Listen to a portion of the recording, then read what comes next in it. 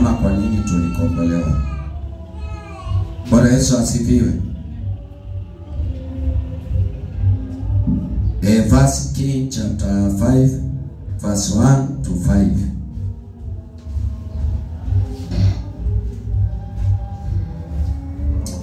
Wafalme wa kwanza sura 5. Mstari wa kwanza hadi 5. Ndipo Hiramu mfalme wa Tiro.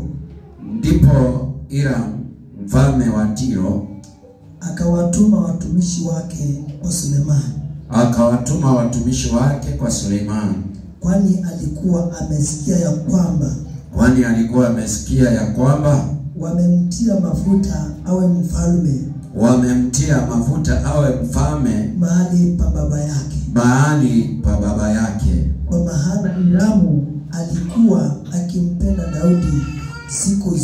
Kwa maana Hiramu alikuwa akimpenda Daudi siku zote. Basi Sulemani akatuma watu kwa Hiramu.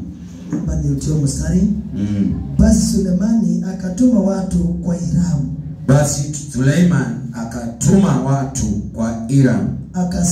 Akasema, umemjua Daudi baba yangu jinsi asivyoweza kujenga nyumba kwa jina la Bwana. Umemjua Daudi baba yangu jinsi asivyoweza kujenga nyumba kwa jina la Bwana Mungu wake, kwa sababu ya vita vilivyomzunguka pande zote.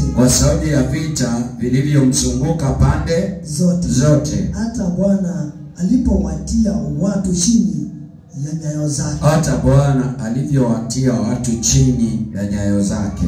Ila leo Bwana Mungu wangu amenipa amani kila upande.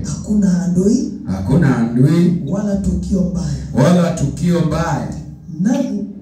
Nami tazama na kusudia kujenga nyumba kwa jina la Bwana la Bwana Mungu wangu, kama Bwana alivyomwambia Daudi baba yangu, akisema, mwana wako nitakaye mweka katika kiti cha enzi mahali pako.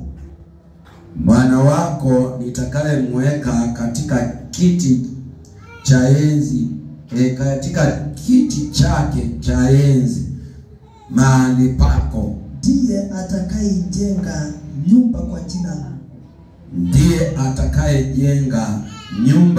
jina langu. Basi episoma 6. Basi uamuru wakanikatia mierezi ya Lebanon. Na watumishi wangu watafuatana na watumishi wako, na ujira wa watumishi wako nitakupa kama utakavyosema, kwa kuwa wajua ya kwamba hakuna kwetu mtu ajuaye kukata miti kama wa Sidoni. Baba, ni asante kwa sababu ya neno hili. Mungu mwema, tunakuhitaji na tunakupenda Baba yangu, kwa maana wewe ni Mungu wa ajabu na unatuelewa Baba yetu na unatuona. Na sasa Baba yetu, nataka utuonyeshe sasa kwa nini ukagharamikia maisha yetu, kwa nini ukatuita, kwa nini ukatukomboa, kwa nini ukatuponya, kwa nini ukatuongoza hadi tukafika mahali tumefika, kwamba tukaweze kuingia ndani yako Baba na kuabudu. Ni kazi gani unataka tukaweze kufanya ndani yako kulingana na kikundi hiki ama kivungu hiki maibada ambayo unataka kutuvunza kati ya Suleiman na baba yake, Baba na Hiramu, katika jina la Yesu Kristo, Bwana wa Mungu aliyepokea sifa na hata utukufu, heshima na adama zote kwa jina la Yesu tuomba na tutakuamini. Amen. Bwana Yesu asifiwe. Jina la Bwana litukuzwe.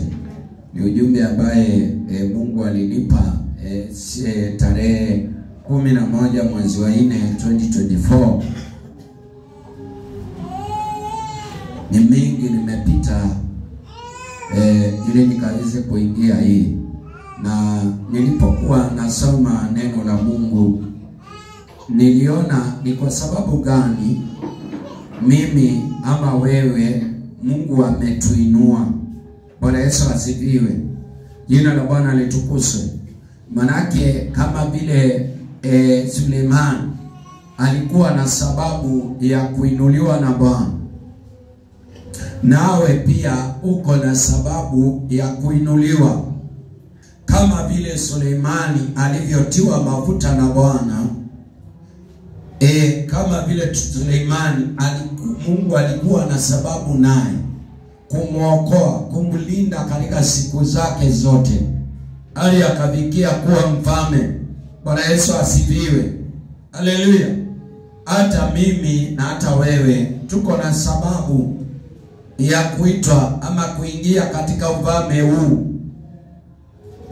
Na ndio nakuambianga ni vizuri wakati fulani unakaa ukijiuliza, kwa nini niliokoka mimi? Bwana Yesu asifiwe. Haleluya. Kwanza lazima uelewe kuna sababu yako ya kuokoka, na ile sababu yako ya kuokoka hiyo ndio itakao kupea urithi. Baraka kama hautatimiza sababu, Bwana Yesu asifiwe, basi itakuwa ngumu sana. Manake ile sababu ndio kazi ambaye tuliitiwa. Ile sababu ndio kazi ambaye Mungu aliitia kanisa, na ndio sababu Mungu alikomboa kanisa kwayo. Bwana Yesu asifiwe. Basi Mungu hakukomboa kanisa ikaweze kukaa tu. Mungu hakukukomboa ama Yesu hakufa msalabani kwa ajili ya maisha yako ili ukaweze kukaa ndani. Jina la Bwana litukuzwe. Hello.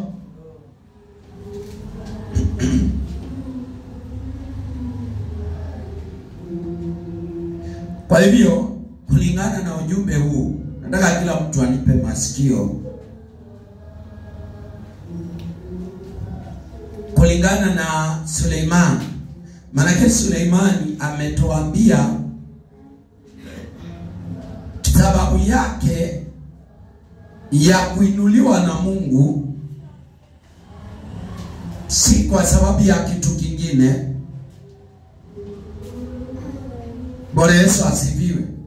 Bali ilikuwa ni kwa sababu ya kujenga nyumba ya Bwana. Bwana Yesu asifiwe. Hello. Bwana Yesu asifiwe.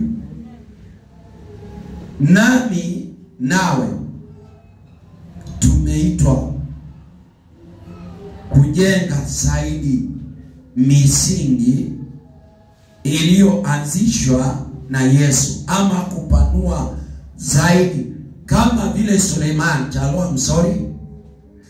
kama vile Suleiman alivyokuja kupanua territory za nyumba ya Bwana. Bwana Yesu asifiwe. Mimi na wewe tumeitwa kupanua territory za nyumba ya Bwana.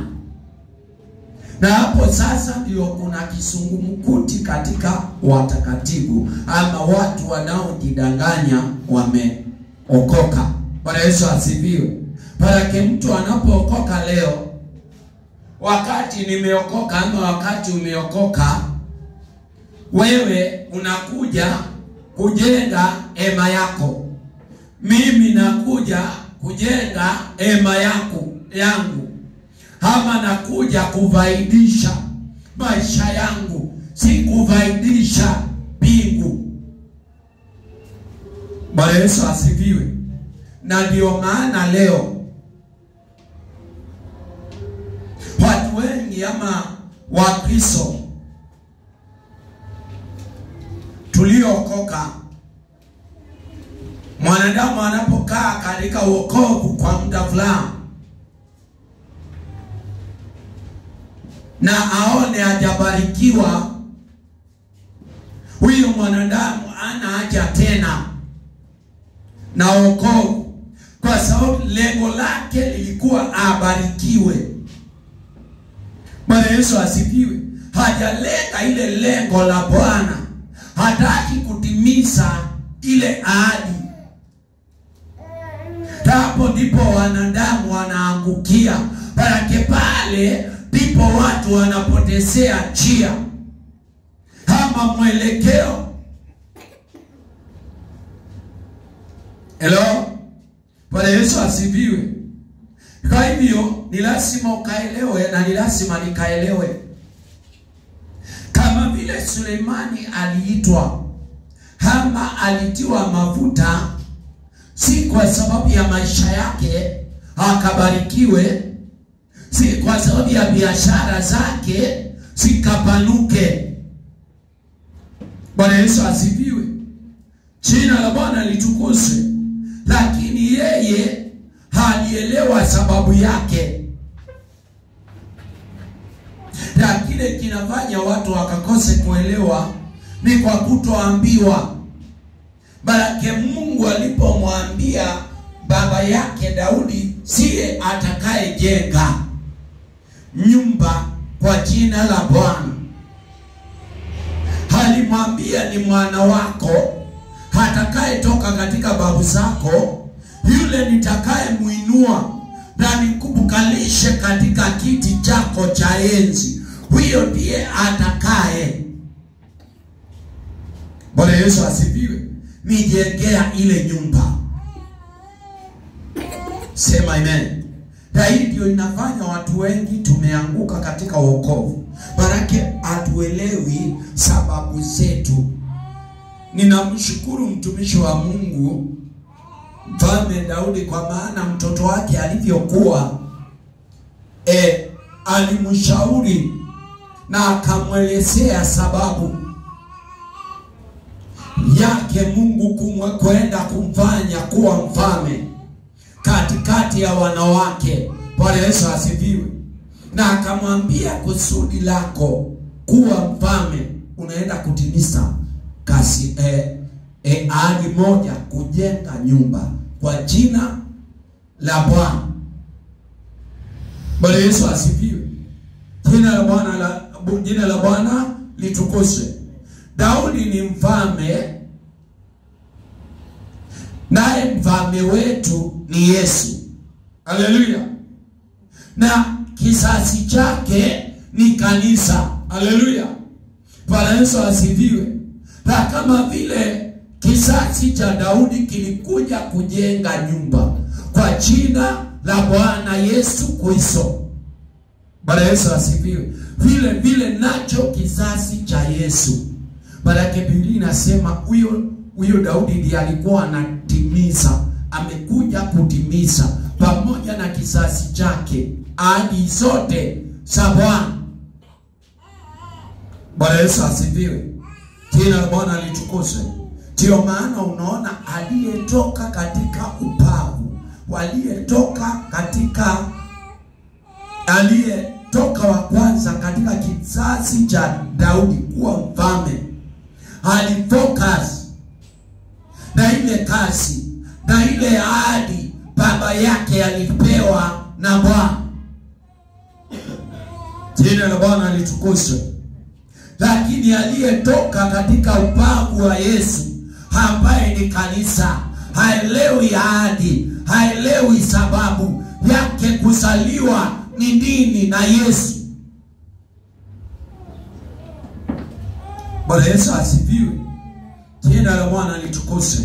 Kwa sababu kanisa haijaambiwa, kwa sababu ujumbe huu hujafika, watu wanapofika wanaona ya kwamba unaokoka ili ubarikiwe, naokoka ili nibarikiwe.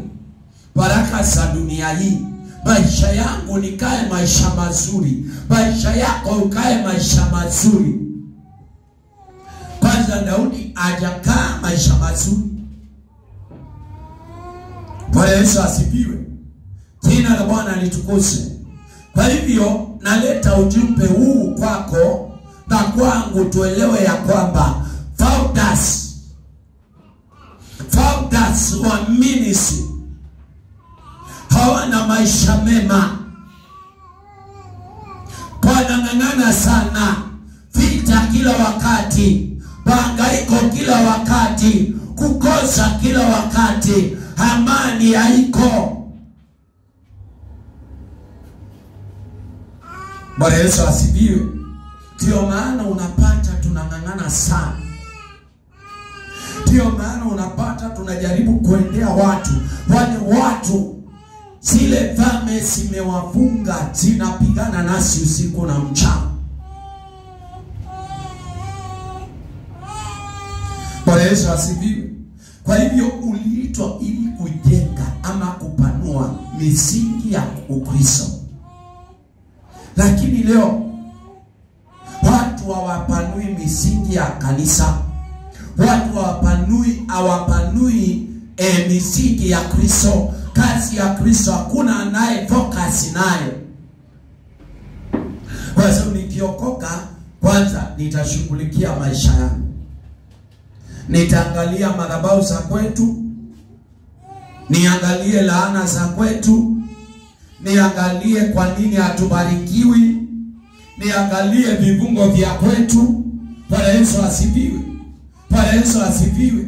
Niangalie wanaopigana nasi, bandui wangu. Sasa pale, na ndio maana Yesu akasema, kumbukeni mlipoangukia. Bwana Yesu asifiwe. Watu wengi siku waliokoka ndio walioanguka. Siku waliozaliwa ndio siku waliokufa katika ulimwengu wa roho. Manake focus, your focus. Your focus katika wokovu huu ni nini? Uliokoka kwa nini wewe? Niliokoka kwa nini mimi? Basi kama hujui, na Yesu akasema kweli kule wa Hosea 4:6, watu wangu wanapotea kwa kukosa maarifa. Bwana Yesu asifiwe. Na kwa sababu watu hawakupewa ujumbe kama huu, haikuwa na otherwise, ilikuwa definitely wakaweze kupotea, wakaweze kuondoka katika mikono ama kusudi la Mungu lao kuwaokoa. Bwana Yesu asifiwe.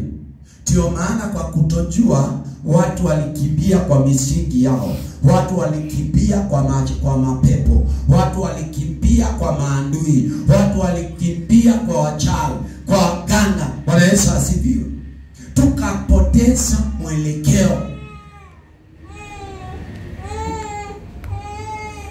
That's why Yesu atawaambia, ole we si wajui. Kweli mnasema mlikula katika meza zangu, mliona kama zilikuwa zangu na si zangu. Mnasema nilihubiri katika kongamano lenu, mnaona kama ni mimi nilihubiri, lakini si mimi. That means sikuwa na nyinyi toka mwanzo. Hello. Bwana Yesu asifiwe. Na hii kitu watu kwa kutokosa kujua, watu wamefocus na maisha yao, hawajafocus na maisha ya kanisa.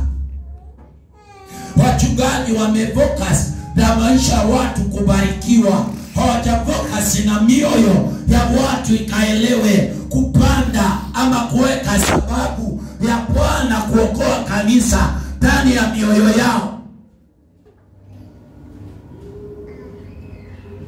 Na sasa pale tiposa wanawaambia hakuna kanisa, hatujaienda even ase.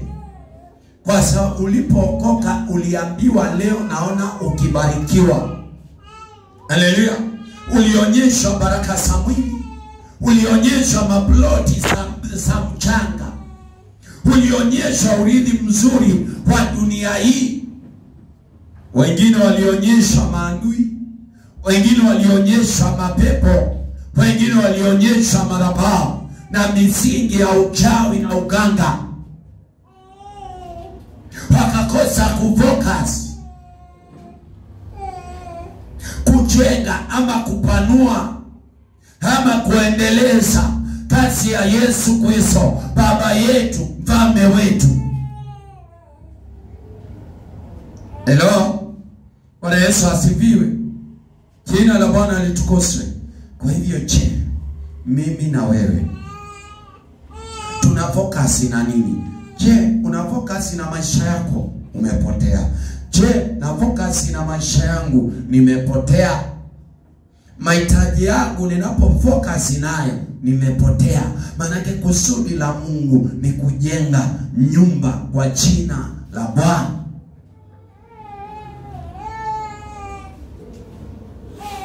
Bwana Yesu asifiwe.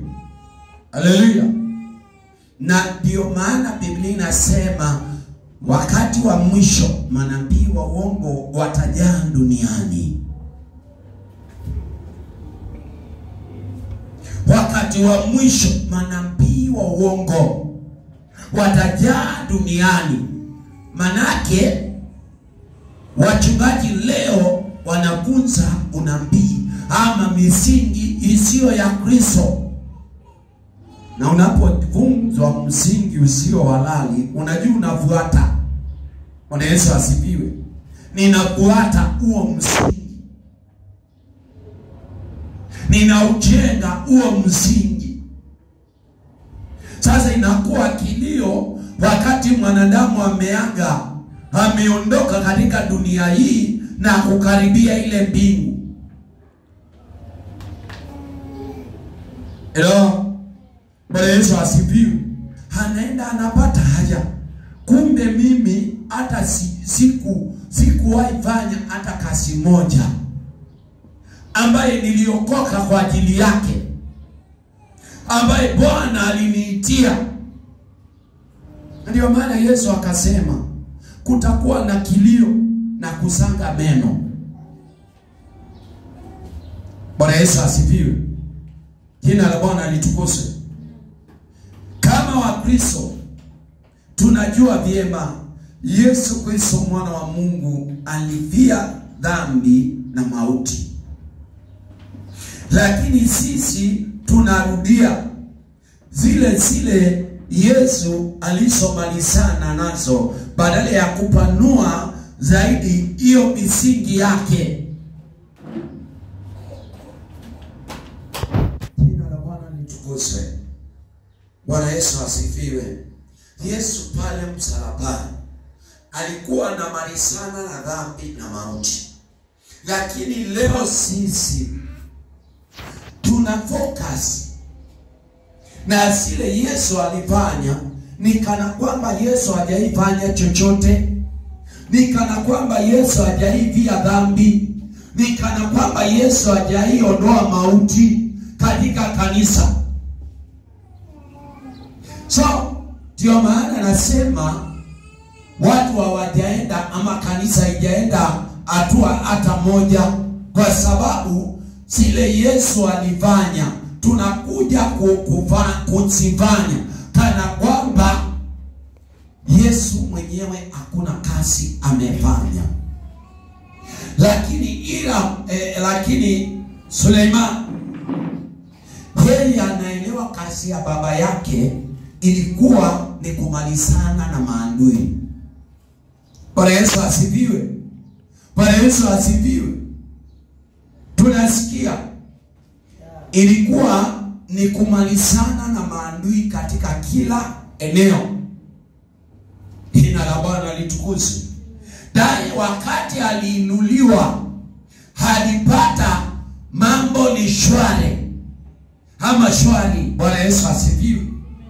Maadui walikuwa wamemalizana nayo, mauti na dhambi amemalizana nazo. Bwana Yesu asifiwe. Nasikia nadhani tunaelewa vizuri. Alipata vita zote, ukombozi wote wa wana wa Israeli. Bwana baba yake amemalizana na hiyo ukombozi. Bwana Yesu asifiwe. Hakuna chochote kingeinua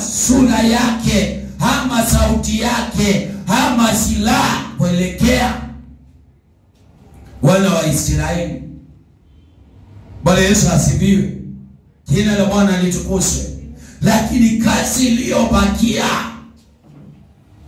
ya kujenga nyumba, ya kupanua misingi, hiyo ndiyo alipokazi nayo. Haleluya. Lakini sisi tunaambiwa yote ya ukombozi msalabani ilikwisha. Mambo ya dhambi na mauti iliondolewa. Haleluya. Dhambi ni laana zozote za kwenu. Dhambi ni madhabahu zozote za kwenu. Na mauti pia. Bwana Yesu asifiwe. Magonjwa yote, laana zozote, Baba aliondoa msalabani. Vifungo vyovyote Baba aliacha msalabani. Lakini sisi tunapokuja tunaondoa yote aliyoyafanya. Bwana Yesu asifiwe. Tunakwama pale pale katika yale matope. So ni inamaanisha kanisa haijui sababu yake ya Yesu kuiokoa. Wanadamu haelewi ni kazi gani isiyo yake na ni kazi gani iliyo yake. Bwana Yesu asifiwe. Maana huyu jamaa huwa ananifurahisha sana. Yeye alipata baba yake amemalizana na maadui. Na yeyote alipigana na ufalme wa baba yake alimalizana na mambo yote ya vita. Bwana Yesu asifiwe. Mambo ya madhabahu, sijui madhabahu zote ambazo walikuwa wanapigana na wana wa Israeli, baba yake alimalizana nazo. Na akaacha kanisa la wana wa Israeli likiwa timamu, likiwa na amani. Bwana Yesu asifiwe. Kwa sababu ya zile vita alipigana hadi kizazi kikaheshimiwa. Lakini leo kwa sababu vita zile ama ile vita Yesu alifanya, alipigania kanisa, hatujatangaziwa. That's why kanisa aishiki na aliheshimu. Bwana Yesu asifiwe. Jina la Bwana litukuzwe.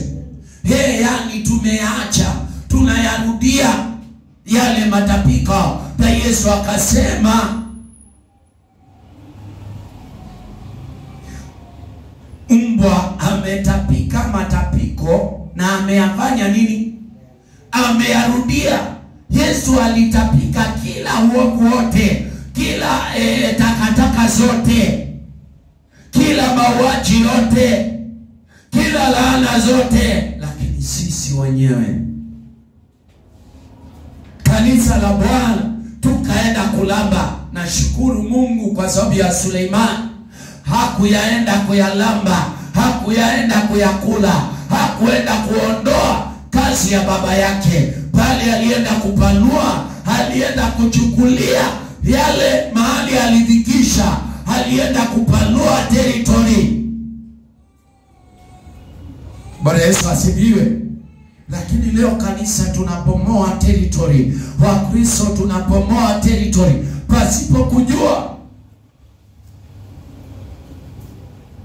Jina la Bwana litukuzwe. Hello. Kwa hiyo unaposikia mtu anaongea kuhusu madhabahu za kwao, huyo alipomoa kazi yote Yesu aliyefanya. Huyo anatangaza kuhusu madhambi za kwao, magonjwa, laana, vifungo.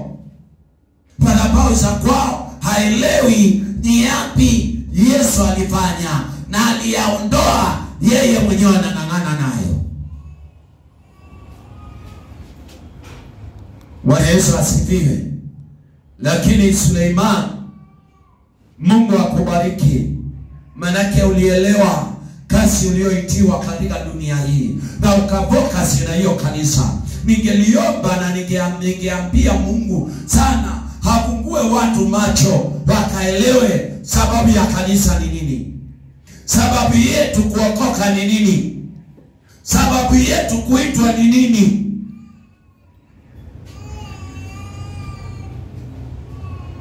Maana misingi ya Kristo, kazi ya Kristo tuliiondoa. Ni kana kwamba Yesu mwenyewe hajaisaliwa katika dunia hii. Mariamu hajaichukua mimba. Jina la Bwana litukuzwe. Mariamu hajaichukua mimba hata siku moja na akamzaa mkombozi wa dunia hii. Haziwahi. Nasema watu walihesabu kazi ya msalaba kuwa takataka.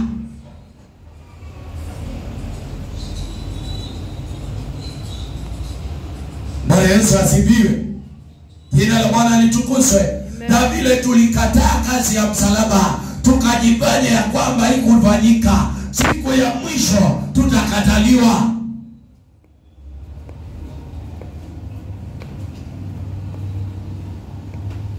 Sasa kufika pale, unahesabungua macho na uangalie dunia na uangalie kanisa, uone ni gani inayemwabudu Mungu wa kweli, inayofanya kazi iliyoitiwa.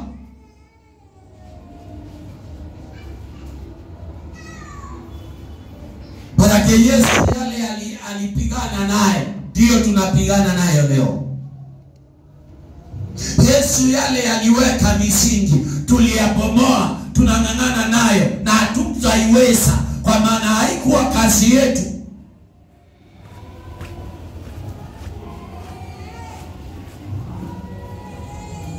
Bwana Yesu asifiwe.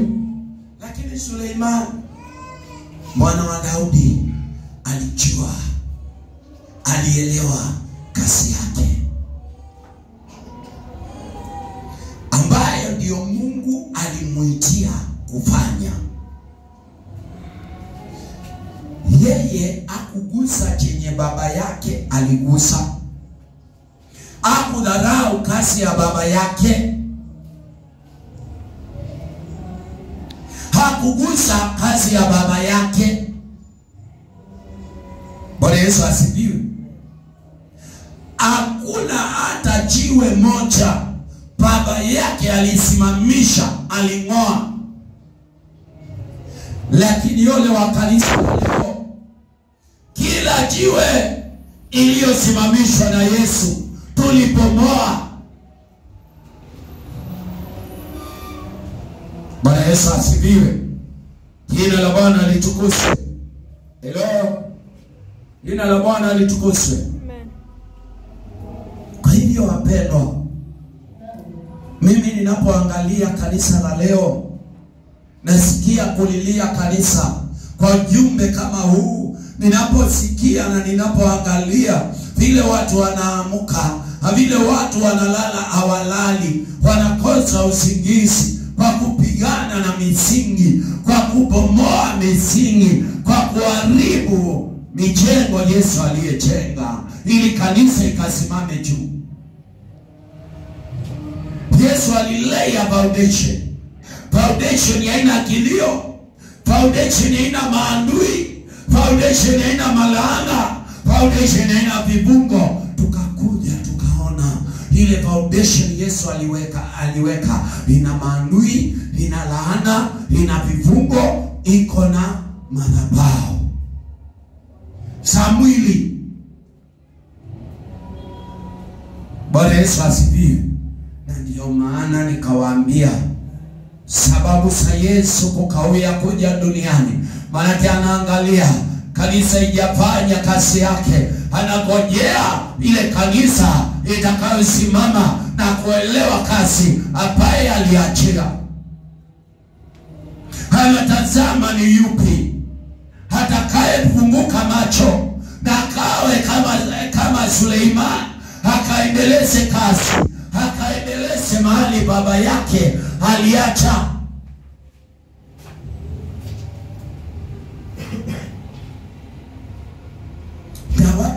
niwaambie kwa nini tunashindwa na hizo magonjwa, na hizo laana, na hizo dhambi. Kwa maana kuhusu dhambi haikuwa kwa ajili ya kanisa, ilikuwa kwa ajili ya Yesu. Haleluya. Bwana Yesu asifiwe. Kwa hiyo mambo ya dhambi, Yesu alikuja kupigana na dhambi na kuwa ile dhambi. Mambo ya mwili, Yesu alikuja kupigana na mwili na kutundika ule mwili msalaba. Bwana Yesu asifiwe. Na akaachia kanisa roho, ama akaja kanisa ndani ya roho yake.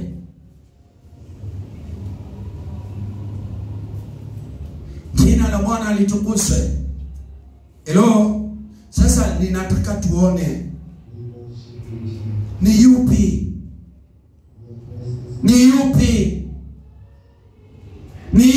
kanisa, ni yupi ndugu, na ni yupi dada atayeingia katika mji mtakatifu, paradiso, mji wa amani, mji wa furaha, mji wa ushindi. Baraka Yesu aliachia kanisa ushindi, aliachia kanisa amani, aliachia kanisa furaha. Lakini tuliitabika yote, tuliadharau yote.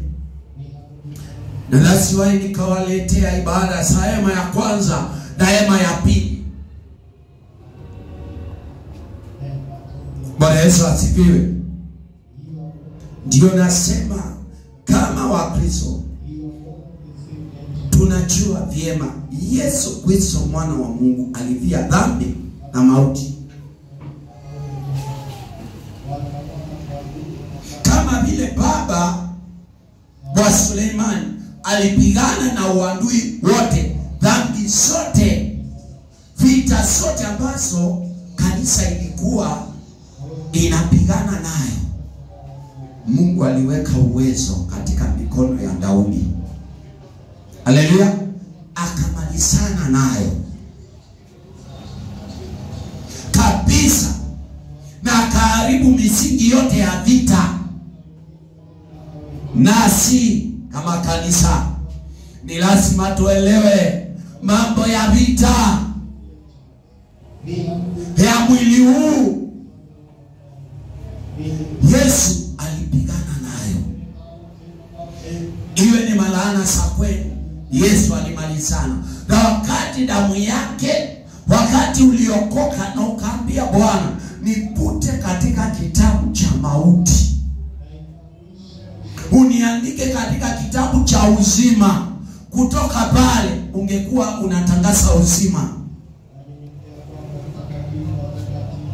Hauwai kuyaona tena mauti na mateso, laana na vifungo. Lakini kwa sababu ziliokufa tulifufua, na hatuna uwezo ama hatukupewa uwezo juu ya hizo. Tuliondoa ule uwezo, ni lazima, kwa maana ule uwezo na ile kazi haikuwa yetu. Mwenyewe alifanya na akasarehe. That means kanisa inafaa kusarehe kwa mambo kama yale. Kwa hiyo mimi ninaelewa kama Yesu Kristo alivia dhambi, kama Yesu Kristo alishinda mauti na akaondoka ndani yake, means alishinda mauti na dhambi tukiwa ndani yake. Manake tuko ndani yake. Bwana Yesu asifiwe. Kwa hivyo sisi ni washindi wa dhambi na mauti. Hakuna laana wala vifungo, hakuna maadui wala majini wala mapepo wala madhabahu. Inafaa kutangazwa katika madhabahu ya watakatifu. Lakini sisi tumesema lakini sisi tumerudia sile Yesu alisomalizana naso, badala ya kupanua misingi hiyo zaidi. badala ya kuondokea mauti na dhambi, badala ya kuondokea mauti, dhambi, laana, kama Yesu Kristo, sisi tumerudia hizo zote. Lakini mpendwa, Suleimani hakurudi kupigana vita za mwanadamu. Si kweli? Si kweli? Bwana Yesu asifiwe. Hakurudi kupigana vita za mwili, bali yeye aliingia katika kazi ya kujenga hekalu, kutengeneza makao takatifu, kutengeneza mahali pa ibada ya Roho wa Bwana. Haleluya. Bwana Yesu asifiwe. Akaelewa kazi yake na akaifanya. Je, kanisa leo hadi mahali tumefika inaelewa kazi yake?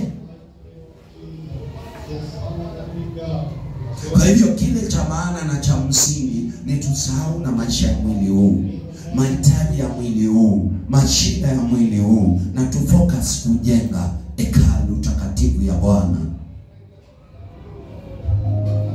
tukiwa wenye nguvu, tukiwa na mamlaka, tukiwa na uwezo, tukiwa katika msingi, jiwe la pembeni, Yesu Kristo, misingi ya mikono yake. Haleluya. Bwana Yesu asifiwe. Kanisa tumekuwa watu wa kubomoa, si kujenga, na hii imeinua ghadhabu za Yesu Kristo sana katika dunia. Maana tumehesabu kazi yake kuwa bure. Na Yesu akasema, yeyote atakayemrejesha Yesu msalaba, inasema aje? Yeyote anasema ana dhambi, anamrudisha Yesu msalabani. Bwana Yesu asifiwe. Lakini tumebomoa misingi ya Kristo, ili hali tunasema sisi ni watakatifu, ili hali tunajiita makuhani, ili hali tunajiita maapostles, tunajiita mareverend. Ole wetu. Tunasema sisi ni kanisa la Kristo. Yupi yule? Na tusimami ndani yake. Bwana Yesu asifiwe. Badala ya kujenga maono ya Bwana wetu, tunabomoa. Tunabomoa. Bwana Yesu asifiwe. Jina la Bwana litukuzwe. Haleluya. Na ndio maana wakati mtoto wa Daudi wa pili alipokosa kuungana na Daudi kufanya ile kazi alikuwa anafanya, Mungu alimuondoa mbele zake. Anaitwa nani?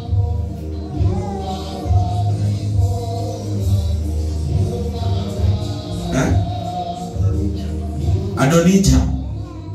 Alipokosa kufocus na kazi ya baba yake, Eliali alianza kumpinga. Hebu nisome ile neno. Eliali alianza kumpinga. Mungu alimwekea mtego katikati ya kichaka. Absalom in that is. Akategwa, akakata kichwa. Na ndio maana kanisa wakati likosa kufocus na kazi ambayo Bwana ameipea, ilikufa kiroho. Bwana Yesu asifiwe. Tunamwona tu vizuri mwingine ambaye ametoka katika babu za Daudi, Absalom, naye yukinyume na kazi ya baba yake. Angalia tu pole pole. Bwana Yesu asifiwe. Jina la Bwana litukuzwe. Nikiendelea kupanua, jina la Bwana litukuzwe. Kwa hiyo wakati sisi kama kanisa, wakati mimi kama mchungaji, na wakati wewe kama mshirika umekosa kutia nguvu, umekosa kujenga ile misingi, naye Bwana kama vile alivyofanya Absalom ndivyo atafanya na wewe.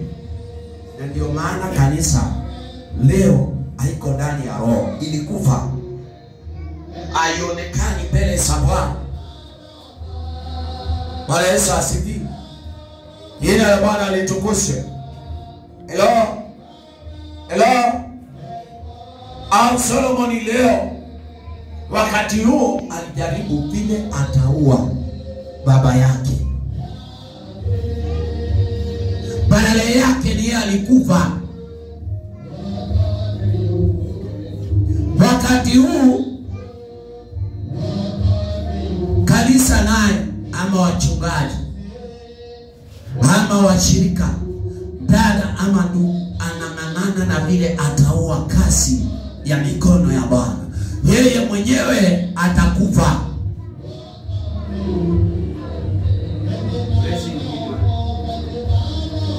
Bwana Yesu asifiwe.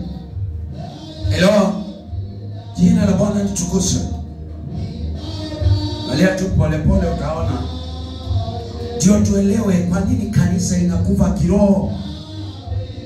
Kwa sababu haijengi misingi ya Kristo. Inajenga misingi ya miungu ingine.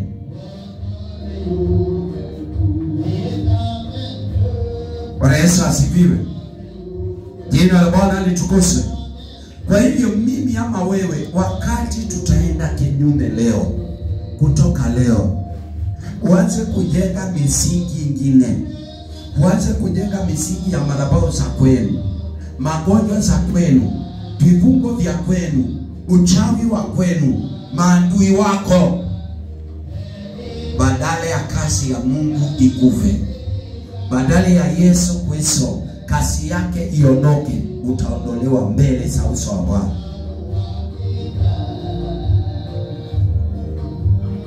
Hebu nisome. Sema hivi, Samueli wa pili 18. Yes. Tuanzie mstari wa 9. Wa 9. Samueli wa pili 18 kuanzia 16. 9. I'm sorry. Na kwa bahati Absalom akakutana na watumishi wa Daudi. Na kwa bahati Absalom akakutana na watumishi wa Daudi. Naye Absalom alikuwa amepanda nyumbu wake. Ile nyumbu akapita chini ya matawi manene ya mwaloni. Huyo nyumbu akapita chini ya matawi maneno ya mwaloni. Hata kichwa chake kikakwama katika mwaloni huo. Hata kichwa chake kikakwama katika mwaloni huo. Akanyakuliwa juu kati ya mbingu na nchi. Akanyakuliwa juu kati ya mbingu na nchi. Ona, huyu jamaa akuvia katika nchi. Kwa hiyo wache niwaambie, kutojenga hii misingi ya Kristo. Yaani huyu jamaa wakati alikufa hakuwa mbinguni na tena hakuwa katika nchi. Haleluya. Ni jamaa peke yake alifia katika anga. Alitundikwa kwa sababu ya laana. Anajua Yesu anasema aliyetundikwa katika laana ndiye, katika msalaba ndiye amelaaniwa. Bwana Yesu asifiwe. Jina la Bwana litukuzwe. Unaona huyu jamaa anataka kuua baba yake ili asitimize mapenzi ya Mungu. Hello. Sasa naye Mungu akawa kinyume na yeye. Vivyo ndivyo kanisa ilivyo. Kama Mungu atafanya kanisa itakavyozuia mapenzi ya Kristo. Ndio maana Yesu akimaliza akasema, yeyote atakayeonekana kwa kuzuia mmoja asione ufalme huu anafaa kuvuguliwa shingo, jiwe kubwa la kusagia na atupwe chini ya bahari. Bezeria hasionekane tena. Bwana Yesu asifiwe. Hello. Kwa hiyo ole wa kanisa la leo, badala ya kujenga na kupanua hema ya Kristo, hema ya Kristo iliondoa hata misingi, iliondoa hata mapigo, iliondoa hata damu, iliondoa hata mwili, iliondoa hata uhai, iliondoa machungu aliyepitia wakati alikuwa anapigania kanisa na jeshi lote. Bwana Yesu asifiwe. Jina la Bwana litukuzwe. Ole wa kanisa kama hiyo, baraka siku yake ya kutundikwa juu ya katikati ya bahari na nchi is coming. Bwana Yesu asifiwe. Hello. Sasa kutoka pale Solomon hakuonekana katikati ya kundi tena. Hivyo ndivyo kanisa kazi yake inaopinga kazi ya Bwana itaondolewa mbele ya uso wa Bwana. Yesu akimaliza akasema, yeyote atakayenionea aibu mbele za watu, dhambi mbele za malaika, nitaona aibu mbele zake. Hallelujah. Bwana Yesu asifiwe. This is a international message, kwa sababu watu hawaelewi sababu ya kanisa kuinuliwa. Bwana Yesu asifiwe. Jina la Bwana litukuzwe. Jina la Bwana litukuzwe. Na ni kilio, na tukaambiwa siku ya mwisho kilio na kusaga neno. Na leo tunamgoja Yesu akuje, haende na akina nani? Watu waliobomoa hata msingi, jiwe aliyesimamisha kwa ajili ya kanisa ikajengwa ndani yake. Karama aliyegharamikia kanisa ikasimame juu yake. Twende wapi na yeye? Hello. Bwana Yesu asifiwe. Jina la Bwana litukuzwe. Jina la Bwana litukuzwe. Ole ni wa kanisa, ole ni wa ndugu, ole ni wa mtoto, ole ni wa mama, ole ni wa mzee asiyesimamisha jiwe lake juu ya jiwe ya Kristo. The day is coming. The day is coming. Na kilio itatanda katika mbingu. Kilio itatanda. Neno yatatiagwa. Na ndio maana Yesu alinionyesha kweli kundi nyingi zikiwa nyingi zaidi zimewekwa tayari kwa ajili ya moto. Na nikaelewa kweli ni wanadamu, kweli ni Wakristo wanaojidanganya ya kwamba wanaenda mbinguni. Ole wao, kwa maana wanaelekea motoni pasipo kuzuiliwa. Hello. Bwana akahurumie kanisa la leo, kwa sababu hatuelewi sababu Yesu akasema, kumbukeni mlipoangukia. Kumbukeni ule upendo wa kwanza, ule upendo wa msalaba, yale mateso ya msalaba, ile machungu ya msalaba, ile mapigo ya msalaba niliyowapenda. Mkasimame juu yao, mkashikilie hiyo, maana mkiachilia ole wenu kilio.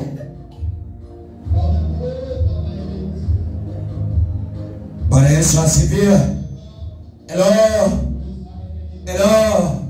Wapendwa, wacheni niwaambie, siku inakuja na wanadamu wanaojidai wanaongoja mbingu, siku moja wataona kama ndoto. Bakwan, baposo, bareverend, babisho watalia. Je, ni wangapi walioaga katika dunia hii, walioenda kupata chenye waliitiwa picho walifanya?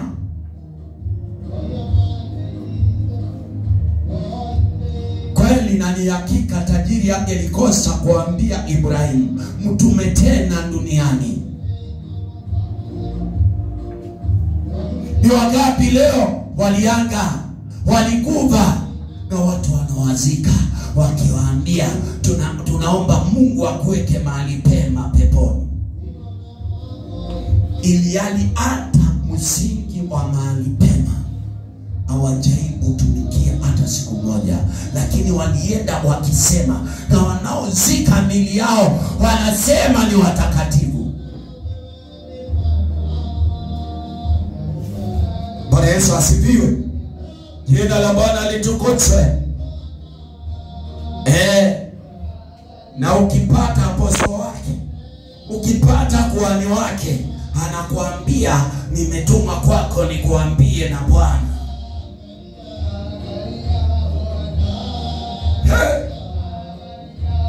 Bwana Yesu asifiwe. Neno tamu hii, neno inaoleta kilio katika roho, neno inaotia mtu nguvu, ambaye ameshikilia, ambaye amesimama na anasema atakuje mimi sitaondoka.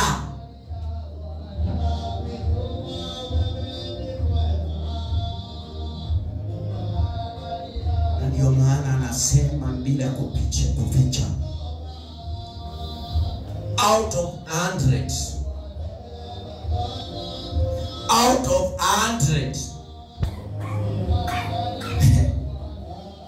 hatujafika 3% ama 1.5, hatujafika. Bwana Yesu asifiwe. Nataka waangalie, fungua macho na waangalie waabuduo Ibilisi walivyo wengi katika dunia. Fungua macho. Umekutana na watu na umeona ibada za watu wengine, umewasikia na umekutana na watu na wanakuambia wameokoka, ili yani hata wokovu, mwenye wokovu hajaipatana naye. Bwana Yesu asifiwe. Jina la Bwana litukuzwe. Nasiwahi huwa nakuambia, hata tukija watu 3 kanisani, hata tukija watu 2 kanisani, don't worry. Baraka siri hii wanajua duniani ni wachache mno. Wanajua duniani, they are very few in number. Bwana Yesu asifiwe. Amen. Lakini watu wanashughulikia mapato yao, watu wanashughulikia madhabahu za kwao, watu wanashughulikia mashida zao.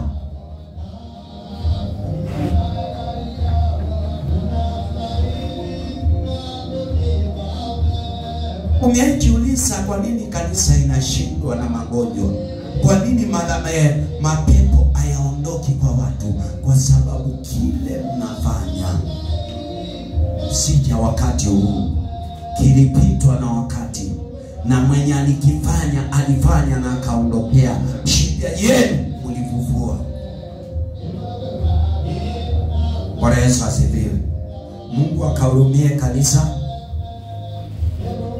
Mungu ahurumie kanisa sana. Mungu atuonee huruma. Sijui tutaanza pale on Sunday. Manake